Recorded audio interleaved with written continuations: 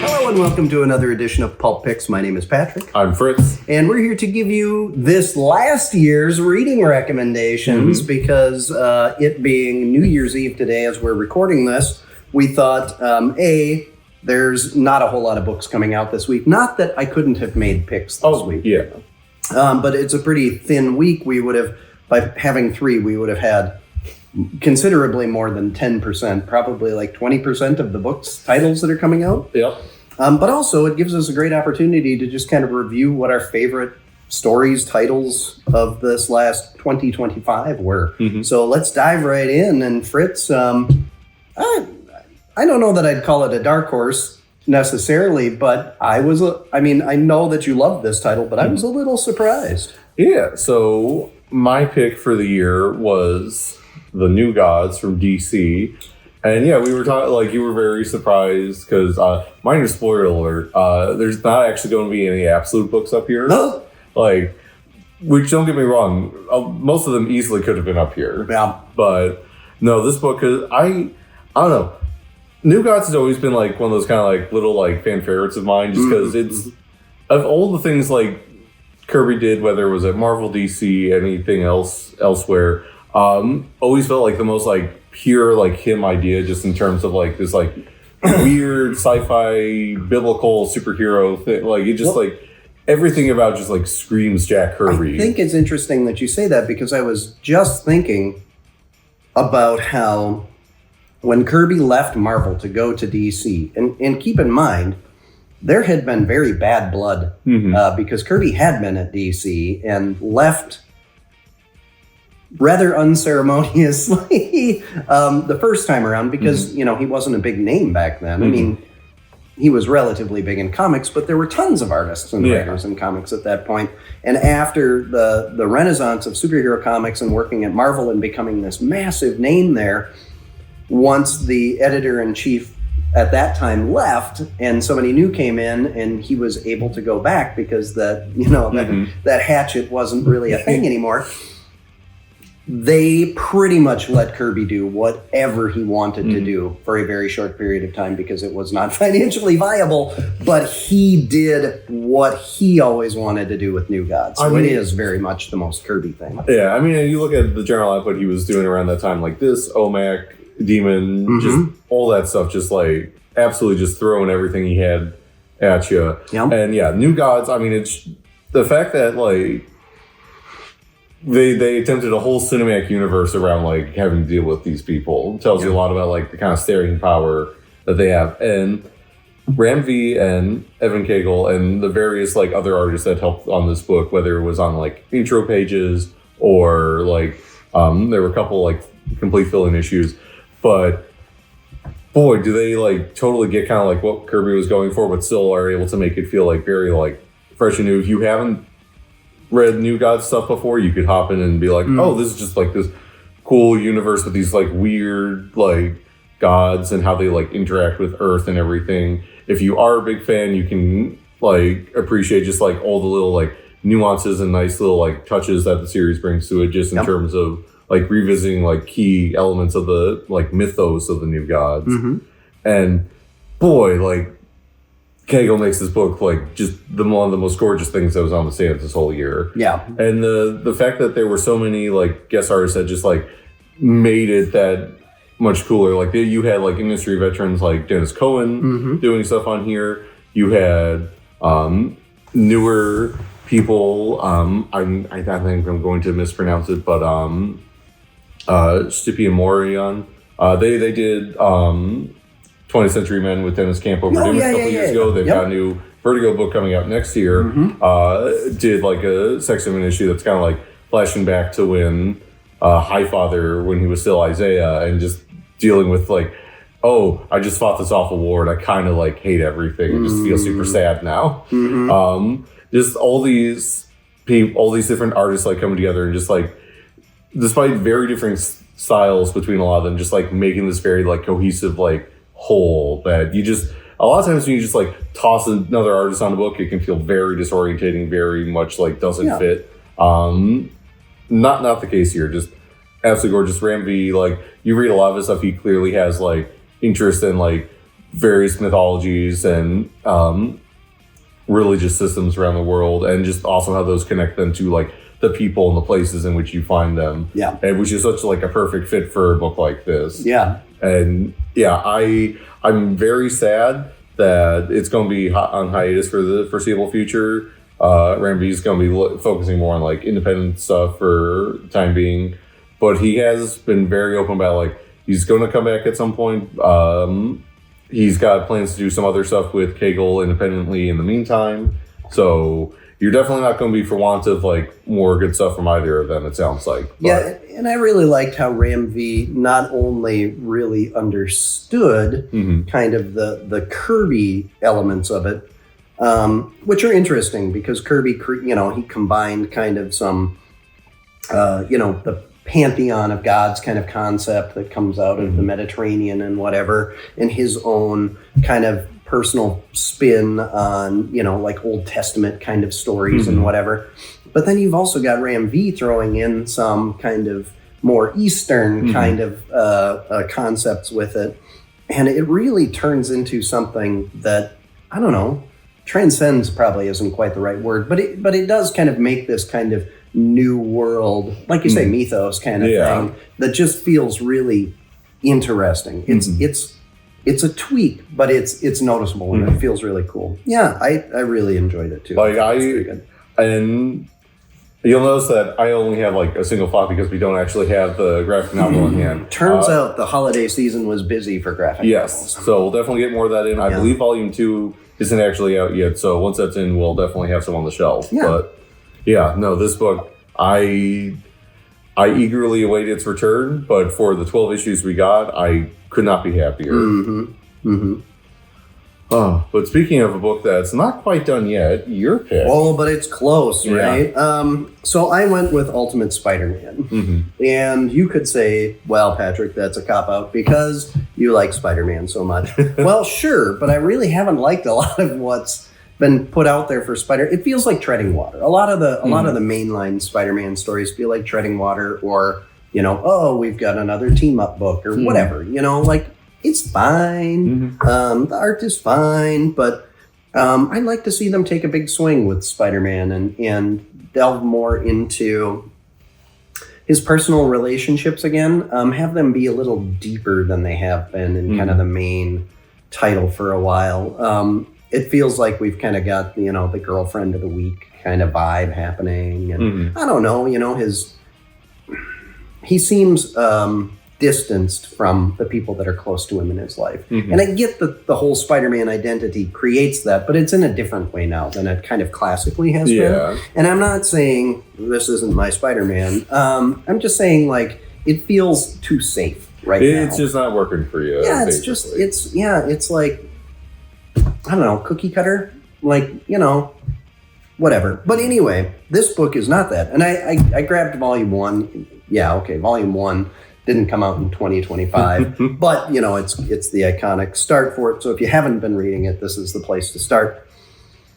But this, man, I don't even know.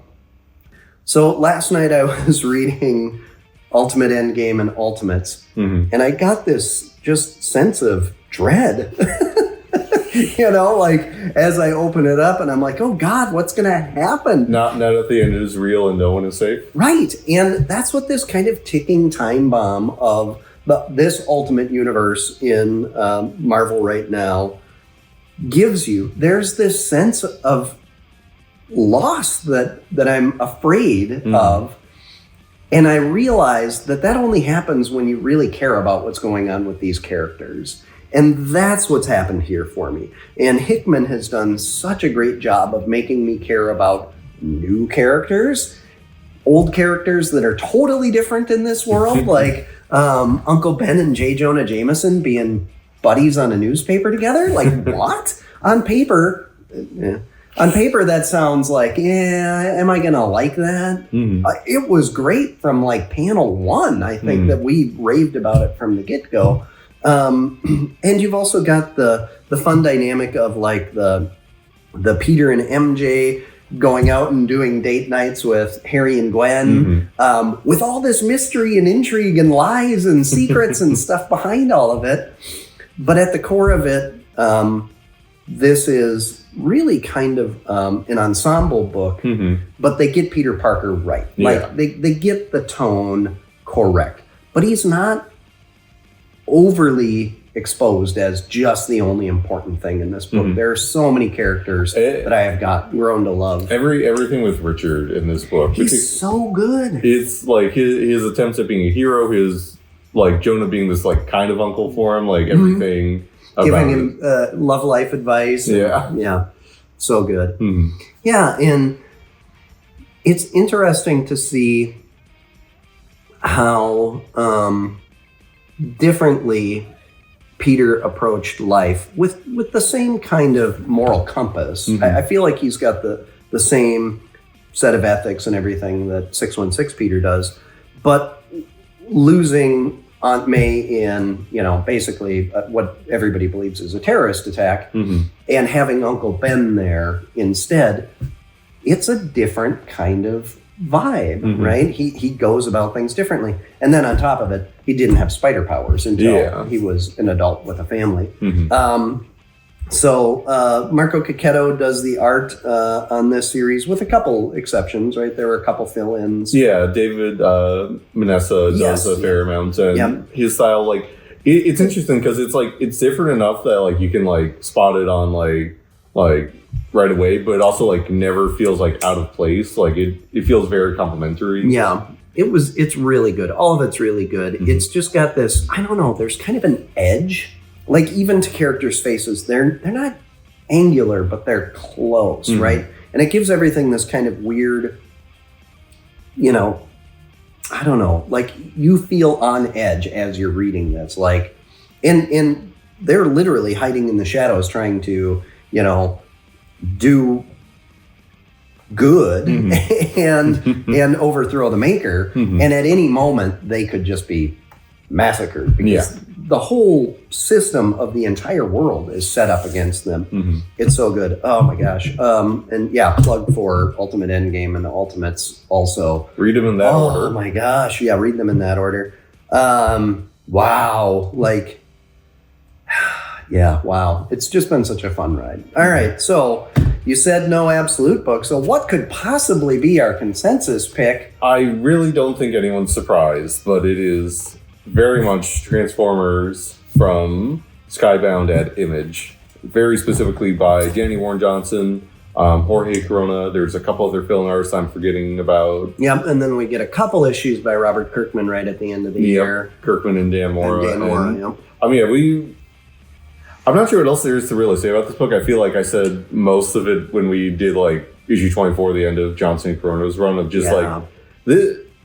Like I've talked about several times of just like when this was like announced and everything, just like, oh, cool, it's another G1 thing, whatever, sure. Because if you're into Transformers, that's kind of like what most Transformers stuff has been for years now, is just revisitations of some format of G1. Yeah. And don't be wrong, like some of those I've enjoyed myself rather well. Others have been like very like meh.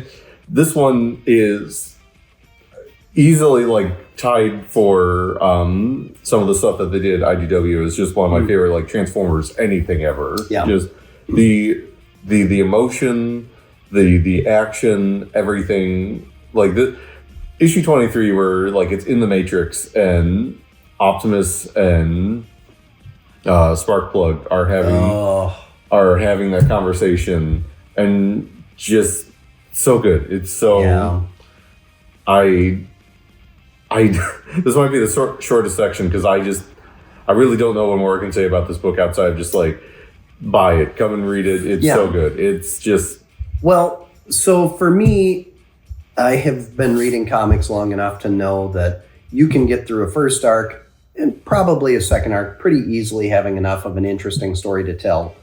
The real test of whether a book is any good is if it's got staying power beyond that. And, the ultimate line, the absolute line also, but the Energon universe has proven to continue to every issue have something that's interesting. And And they change pace too. There are some issues where it's literally just giant robots punching each other in the face over and over and over again every issue.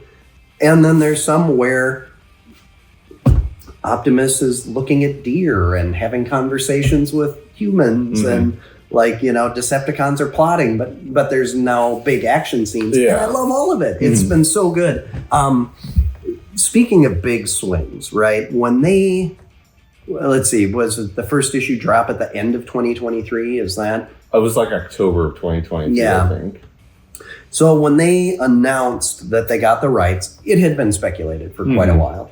And then when they started announcing what the creative teams were, it was very surprising because we thought like, wait a minute, so Kirkman's not going to write the flagship here? He's writing the side book that sets everything up. What's going on? And Daniel Warren Johnson is going to do art and write. Like, what's happening here? This is so weird because you think of Transformers as technical drawing, not the kind of frenetic, pro wrestling kind of screaming faces, bulging veins, and massive eyeball kind of crazy foreshortening stuff that Daniel Warren Johnson does. But it was perfect to get this book going. And then they've done a bunch of big changes along the way, just saying like, basically, I assume they're saying, we're just going to put really talented people on this book. Oh, yeah. And it has little to do with having like a house style for the Energon universe. It's been so good. It's, again, we say this about a lot of books. If you've never read or watched or done anything with Transformers, you can absolutely approach this as your first introduction, and you're going to love it. If you are someone who's been a fan of this for the multiple decades it's been around, you're going to have so much love here. There's like, it's a series that like, there's definitely a lot of like concepts, character beats, like all that are like very much pulled from like the original cartoon in the Marvel comic, but also is very much not afraid to like do its own thing and then also draw from like more like modern sources or more obscure sources. Yeah. Like now we got Bulkhead recently. Yeah, we had Bulkhead recently. Like it's very kind of like weird seeing a very like G1 version of the franchise, but then there's like stuff with like the 13 Primes. Yeah. There's a bunch of like new characters and concepts being introduced in terms of like Shredhead or whatever exactly is going on with like the Quintessons. Like there's like shades of what we've seen with them before here, but there are also like some little different aspects here and there as well. Yeah, and they've always been creepy, but they're a lot more sinister in this, I think. And we also get some fun things like, Pythona running into Junkions and just all kinds of like, it's almost like stuff in a blender, but there's a plan to it. There's certain versions, like this is probably my favorite version of Alita 1. Yeah. Just because like, her original character was basically just Optimus's girlfriend. Like, not like, like she was leading like the resistance on Cybertron, but like she shows up for like in episode 2 if you count like the flashback. And it's like, and she's had like some appearances here and there in some other like comics and shows, but like this is really the first time it feels like she's her own character in this for sure. No, just everything about this book you as a Jazz fan have been particularly happy with. But there again, holding my breath every time he gets into combat because I cannot stand seeing him ripped in half again. Oh, that's the thing. I could read like 100 issues more, just specifically like Johnson on the book. But every issue, I'd have to be like, okay, because like it's just like, and because also, if you're a big Transformers person, like there's a lot of versions where like characters you think are maybe going to be safe aren't necessarily safe. Jazz is someone like, oh hey, first live action movie, oh he's dead now. Like it's so bad. But no, this book, I can just, it's one of those ones where I think like it's going to be like a frequent like sit down reread the whole thing again for me going forward. This is on my list for reread stuff. It's been so fun. And I bet that if I go back and reread it, that, the not holding my breath aspect of being able to enjoy the story will probably get me something new for it as well. But it's been so good. So, all right. So these are our top 3 favorite books for us. what were your runners up? What got close this year? There was so much other good stuff this year. Like the new mouse guard that we got back in the spring. Oh, DCL yeah. Origins I Black forgot Axe. about that. It was gorgeous. Yeah, so good. There was the new Beneath the Trees. Yep. Obviously, like we Yes, talked Beneath about, the Trees, basically all the Absolute books like were fantastic this year. If I had to like pick favorites, like Absolute Superman, Absolute Batman, Martian Manhunter, like I don't. They're all good. They're all fantastic. I'm feeling like I'm blanking on so many other things. Like there's a bunch of other Marvel stuff, whether it be Moon Knight, Captain America, just a bunch of good stuff there. Other indie titles. Feral has continued to be fantastic. New issue out this week has probably there's this like very much mounting dread of just like, oh, everything's about to get so much worse than it is. But also it has like maybe one of the funniest exchanges in the book so far. Sure. Like there's just like this moment of just like this person trying to be like, oh, I'm tough, I'm in charge, and someone's just like, dude, what? Yeah. It continues to be just a fantastic book. I don't know. What about you, Patrick? What else you got? So I think it's probably easiest to go like publisher, right? Mm-hmm. So Marvel, I really liked Imperial War, and the Nova book obviously has really impressed me so far. I'm hoping that it makes it all the way through next year and could possibly be on this list, but it's been great so far. I really liked, right up until we didn't have it anymore, I really liked Gail Simone's Uncanny X-Men. Well, it's about to be right back. I know, yeah, we're getting next week or the week after. It's coming very quickly. Yeah, because we got the end of Revelation this week, which as someone who's only been like dipping in and out of that event, I do like some of the things I do in this like final issue in terms of like setting up stuff going forward, and there's like kind of a big reveal of like, oh, that's really bad for them, kind of thing. Like, but no,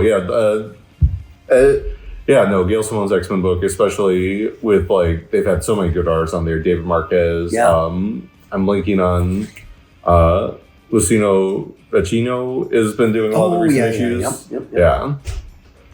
I also have really liked Hulk. I feel like Hulk has been solid all the way through, and they made a really good transition from kind of their original story arc to now expanding on that, taking it in kind of a not new direction, but to a whole nother level, I guess, you know. Let's see. I feel like there were more at Marvel that I was going to mention, but we'll move to DC. DC, the mainline stuff, you know, all the Absolute stuff, of course, but the mainline stuff, I've really enjoyed Wonder Woman. I know that that's been kind of a controversial book with the whole Mouse Man story arc starting and whatever. But Patrick, he knows. Mouse Man knows. I got to get a t-shirt. And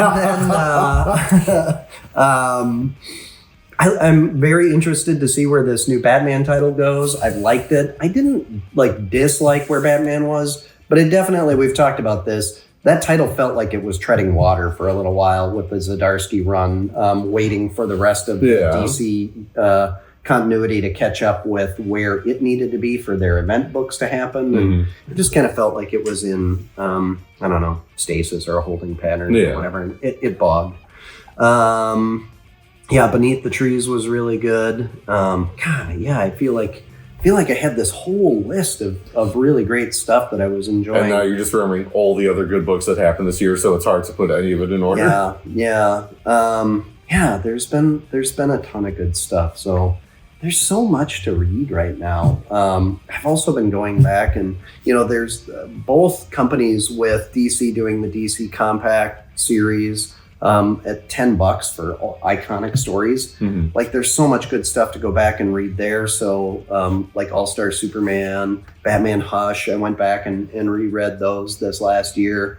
It was interesting, you know, like I felt like the first time I read All-Star Superman, I was like, yeah, it was all right, whatever. And the first time that I read Hush, I was like, oh, wow, you know, groundbreaking. And I felt the exact opposite rereading them. I felt like Hush was just kind of this is standard fare Batman stuff. It wasn't even that big of a mystery for him to figure it out. And the All-Star Superman stuff set up so much stuff that ends up becoming major kind of concepts for, you know, because it's not a continuity book per se. but it sets up a lot of concept stuff, and then of course a lot of it was used in the movie this last year. And also, it's drawn by Frank Wiley, so it looks gorgeous. Yeah. And Supergirl, Woman of Tomorrow, that was one that I had on my list for a long time, but I finally went and read that one and Compact's out next week, I think. Yeah, and we still do have copies of the full size stuff. You know, going back and reading Mark Waid Flash. He's right now I'm in the Wade Waringo era. So good, you know. Yeah, I don't know. There's so much. No matter what your interest is, it doesn't necessarily have to be the new release rack. Like, you can be one of those people that have nostalgia for the past. Like, those stories are all available here. You can come get them and read them. Or if you're one of those people who you pick up a book and you go, wow, this is really interesting. How did we get here? You can go get that and find out really easily now. And that was not a thing when I started reading comics. Like, it's such a great time. And there's so many good stories. Oh, Battle Beast. Battle Beast was one that I really enjoyed. So much fun. Robert Kirkman is basically Image right now. Like, you know, I gotta think his titles are accounting for well over 50% of their periodical sales at this point, right? It's got to be a lot. Yeah, a lot of stuff. So, anything coming out in 2026 that you were excited for? A lot. I mentioned earlier, so Vertigo, DC's making a big push next year for them to be coming back with that. Starting in February is when all those new titles are going to start dropping. Yep. Like I mentioned, Camp and Morian, they've got a new book. It's basically what happens after the zombie apocalypse, when one of the zombies kind of starts being like, oh, I don't really want to eat people anymore. I kind of feel bad about it. How a zombie society kind of starts to develop, how humans are dealing with all that. Wow. Yeah, there's a couple other ones that look super cool. There's kind of this noir 40s mystery one that maybe involves some weird cult stuff going on. Oh, who's going to be on it? Chris Condon is writing it. Yes. And I'm blanking on who the artist is. I know I recognize the name, but I'm blanking on who they are. Interesting. But you've got coming up from DC at the end of DCKO. They're doing a bunch of new titles coming out. Yeah. There's going to be they've got Lobo by Scotty Young and Jorge Corona. Should be great. There's going to be a new Deathstroke and Batwoman book. We know a couple other ones that are coming that we don't have the creative teams on. I've mentioned before, fingers crossed for James Harren on that Demon book. Yeah. We've got new Moon Knight coming. We've got new Daredevil coming. Yes. We've got whatever this whole Armageddon event Marvel is building up. It's supposed to be the biggest Avengers shakeup since Disassembled, which is a high bar to clear, but if anyone could do it, I feel like Starsky could probably do it. Yeah, and I'm interested. I feel I feel like Avengers has kind of gotten into that movie Avengers stagnation, you know, and they could push it. Where's Dr. Druid? I want Dr. Druid. I'm not serious. No. He showed up in Strange not that long ago, right? Yeah. Was it Strange? Yeah. No, I was just like, what are you still doing hanging around? I thought you were dead. I'm going to make a list of all the people that have been Avengers that I think it'd be very funny for Avengers again. Where's Silverclaw? Does anyone else remember Silverclaw? Nope. That's about the appropriate response. Yep. Yeah, we're going to get Star Fox, Dr. Druid, Moondragon, and Silverclaw. And they're going to roll with it. Completely unrelated. I still think it's very funny that they bothered giving Star Fox that whole revamp during the AXE event a couple years ago. Yeah. But that was also right at the end where they stopped really pushing Eternal, so he hasn't shown up since. Yeah. Just what was the point of that then? This is not really a complaint, this is more of an observation. But it's just okay, sure. That's a way to do that, I guess. It's going to be interesting to see. I'm really hoping that they do a Guardians of the Galaxy book. I know that they're doing Imperial Guardians. Yeah, which I think is supposed to be more or less the main Guardians kind of book. Sure, but I don't know. It'll be interesting. There's some characters and it's on it, so I'm down to see what he does. Give it the benefit of the doubt. He's got the track record for sure. Yeah, Thundar the Barbarian is coming out in a couple of weeks. Yeah, and I'm not gonna lie. Going back to the Jack Kirby kind of things here. One of the projects that Jack Kirby and Roy Thomas, who didn't always and Gil Kane, who didn't always really like each other that well. worked on, and you can totally, particularly in the bad guys. First of all, they all have the same eye concept, just dark side. Gemini in particular. Yeah. Just straight up is just like off-brand dark side. Yeah, he's just dark side with a spinning head. Yeah, he's even got like the weird like headpiece that the dark side likes to wear. So Dominic and I have been watching the cartoons. Oh, really? Nice. Yeah, it's on Tubi. Oh, that makes sense. So free, you can go watch those for free. But we've been watching those in preparation for the comic books. So Oogla is my favorite off-brand Chewbacca. Yep. I love him. Oogla's so good. Yeah, I mean, whatever. If we can get into. If you're watching this and you've never watched Thundar, you're like, what are they talking about? Yeah, it's weird. It's like Planet of the Apes meets Star Wars. Kind of, yeah. That's a with like a little bit of like Conan tossed in there. Yeah. Yep. Conan, Planet of the Apes, Star Wars. You've got Thundar the Barbarian. Yeah. and puts some Jack Kirby aesthetics in there, and Gil Kane writing, or not Gil Kane writing, Roy Thomas writing, and there you go. That's Thundar. But I am excited for the comic to come out because all of those, at the very least, have started with a bang. So those Hanna-Barbera books. So a bunch of good stuff. I don't think Thundar was actually a Hanna-Barbera. That might have been... Really? It totally looks like it. It definitely has. And it used a lot of the same voice. Oh, it might have been. I think it might have been Ruby Spears. Maybe who did the Super Friends cartoon? Was that? I'm pretty sure we'll look it up. Yeah, we'll look it up. You can, if you know, or you feel free to comment, or you Google quickly and you want to look like you knew. Just leave it in the comments. So, all right. Well, 2025 was a great year. We moved into our new location. Still a lot of work to do to get settled in and everything, but it's been fantastic. Clearly, you guys love the place. Yeah. It's just been, it feels like home. For the first time, it feels like we're not just, crashing on somebody's couch. It feels like home, and all of our stuff has a place where it belongs. So super excited to see what 2026 brings. The comics have been great. Comic sales have been great. Magic and Pokemon have just been bonkers. It's been such a great year. So really looking forward to 2026 and seeing all of you on the other side of the New Year's Eve. So be safe, be well, be sure to like, follow, comment, subscribe, and share. And we'll be back next year with more Pulp Picks. Until then, enjoy the reading.